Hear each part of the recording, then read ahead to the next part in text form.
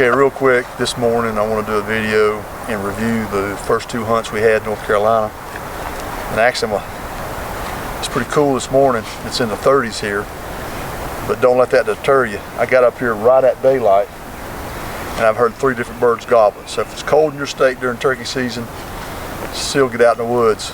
They're still moving around because I've heard 3 different birds gobbling. So I know they're still moving really well, even though the temperatures have cooled off quite a bit. But what I want to do is I want to review those 2 hunts we had, 2 successful hunts. And you know, we're pretty fired up over the fact that we tagged out in 2 days. Okay, 2 hunts, 2 birds, 2 different types of hunts, which I think is really good for the aspect of learning more about turkey hunting. I'm always willing to learn. By no stretch of the imagination do I consider myself an expert at any of it. Okay, so I'm still learning, and I read, I research, and I listen to other people, and I try to gain as much information as I can. So that first hunt, you know, the day before, we went in there and we roosted a bird. If you remember, there were 2 birds gobbling, and we got them to respond back. And the next morning it was going to be rainy, but I found that window of opportunity, so I slipped in there, and I had anticipated getting there before daylight. It was a lot further of a hike than I thought. Okay, I think it took me about an hour and a half to get there. When I finished that hunt, it was 5 miles on my phone that I'd hiked, so it was a lot further. So mistake number 1, I didn't allow enough time to get there before it got daylight. Okay, number 2 that I think I could have done differently was I wanted to get to the top of the ridge and call so I could hear better, but I spooked that bird.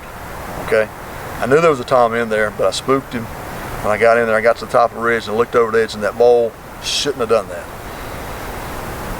At a minimum, when I got to the top of the ridge, I should have called, but I think even better than that, I should have got up to within about 20 yards of the crest of that ridge and made a call then. Okay, and I'll explain why. At least then, if the bird would have responded, I could have identified whether there was a gobbler on the ridge or not. Okay, now a lot of times they won't respond, and I still would have spooked him, but that chance that he could have responded would have let me know at least, hey, there's a bird up there. Okay, so it's a double-edged sword. It would give me an opportunity to potentially harvest a bird, but at the same time, working in favor of the bird, he would have had the visibility advantage on me. He would have been up high, I would have been down low below the top of the ridge, and plus I'd have been scrambling around trying to find a place to get set up. But those are 2 things I think I would have improved on. Get there earlier, so I'm there before daylight, and then the second thing was call before I get to the top of the ridge so I can identify if there's a bird there. Now the actual kill scene that we had, the harvest scene that we had, worked out pretty good because it was it was more impromptu. It wasn't a setup. If you remember in the video, I was going to a place that we'd scouted, and on my way I heard a bird. So then I changed my direction, was going toward that bird, and then lo and behold, I didn't know it, but there were 3 birds. I thought it was just 1 bird at that time. Got in between me and the other bird. So they were so close, I just dropped down immediately when I heard them gobble. Waited several minutes, you know, nothing happened. So then you remember the whole sequence. I crawled, and that last crawl sequence, I got within, it was between 30 and 40 yards. It was a little bit further than 30 yards. But what happened was, I didn't have any concealment between me and the birds. And what I did was, you know, I had gloves on. I'm going to put these back on. I had my shotgun in my right hand, and I'm looking for the birds. And I never saw them the whole sequence until I shot, well, until right before I shot. So I set my shotgun on the ground, and I had, you know, my hands on the ground. I'm looking around like this, and I'm just, you know, slowly moving, and all of a sudden, boom, 1, 2, 3 birds, and I'm thinking I'm toast. But evidently, there's safety in number. They looked right at me, weren't alarmed. And then they went behind that cluster of trees, and that gave me the opportunity. I reached down, grabbed my shotgun, turned the camera on, and I fired within a matter of seconds. So I was very fortunate to have gotten that shot because there wasn't anything in between me and the birds. So number 1 on that one, I believe I would have tried to find some concealment. Usually when I'm walking and you're able to think a process, you know, going back to that under duress situation, I will go in and I will look 10, 15, 20 yards ahead of me, and I'll find trees or other structures that I can hike to and use that to break up my image. In that case, it did. The other thing about that too is I didn't have anything to shoot off of. I was shooting freehand. Now the fact that I had to make the shot within a matter of seconds helped because I didn't get tired. Now if I would have had to held that shot for a minute or so, you know, I would have got a little tired, might have been moving. But that's why you pattern your gun. I knew at 40 yards my pattern was about 25 inches wide. So I knew we were pretty good, but still yet I want to be as solid as I can, put it right below the bottom of his head on his neck so I can make the shot. So those are two things I've done differently on that one. Now the second hunt, we went in cold. We didn't have a bird roosted. Went to the first location. The bird started gobbling, and he kept working that flat. Boom, boom. And I could tell by his gobble, he wasn't moving. He was just going back and forth. So we hiked around that ridge, got into the second location. If you remember, I was huffing and puffing pretty bad. That's why I said it's in our favor to get in good cardiovascular condition. So I got to the second location, worked it for about 30 minutes, didn't hear anything at all. And that's when I was thinking about, okay, there was a bird that did the same thing last year, would gobble, never come in. So I started doing that deja vu thing. You know what? This may be the bird that I hunted last year. It was 2 or 3 times, and I won't go over the whole scenario because I did that in the video. So I said, okay, I'll go to this next location. I'm gonna get right where he was at. And it actually worked perfect. It worked to a T except for me, you know. I was looking in the wrong direction when he came through. And he only gobbled, and he gobbled one time. That's the only time he gobbled, was once. And that was when he saw my decoy. Unfortunately, I set my decoy about 20 yards below me, not above me, because I didn't want him to see it. The only time I wanted him to see that decoy was at the last minute, okay?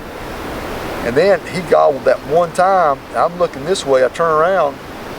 Okay, I gotta wait till he goes behind a tree. He went behind a tree, and I went up and I had my glove on, and I couldn't turn my camera on. So that was another mistake on my part. You know, I practiced shooting my shotgun with my gloves and realized I couldn't use this glove with the thumb flap, but I didn't practice using my video camera with my gloves. So I was looking downhill, I wasn't looking in the right place. I was expecting him to gobble when he came in, and I shouldn't have done that, and then I should have worked with my camera, okay? So that was that location. I went to another location, and then I told you in that video I'm going to go back to that same spot, and that's when I did harvest a bird. Now I don't know, with any type of high confidence level that the bird that I shot was the bird that was working that ridge. Now I'm going to be honest with you, that ridge is where I stayed. I worked 5 setups on that ridge, and the 5th one is where I killed that bird about lunchtime, okay? But I went to that 5th spot, and it was about 30 yards from the tree that I was on the very first of that morning when we heard him gobbling on that flat. This bird gobbled probably 100 yards away, and then that was it.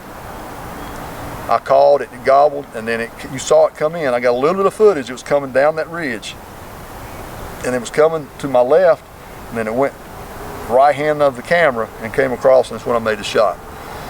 So the last location I think worked out really good.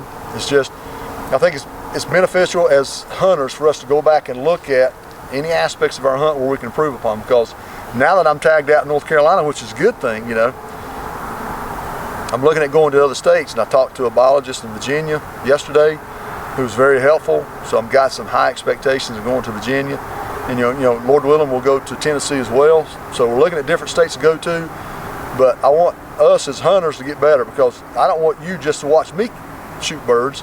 I want you to be able to go shoot birds too. And I'm still just using the yelp call. That simple will work for you. Like I said, you don't have to be a world champion caller. I've got a lot of respect for them. But when you're out in the woods hunting, and the way I look at it this way, I make it as simple as possible. When God created these birds, He created them to do certain things. You know, I call instinct the program. I've worked with a lot of engineers in the past in my manufacturing background. They're really good programmers. They type the code in, the machine does what it wants them to do.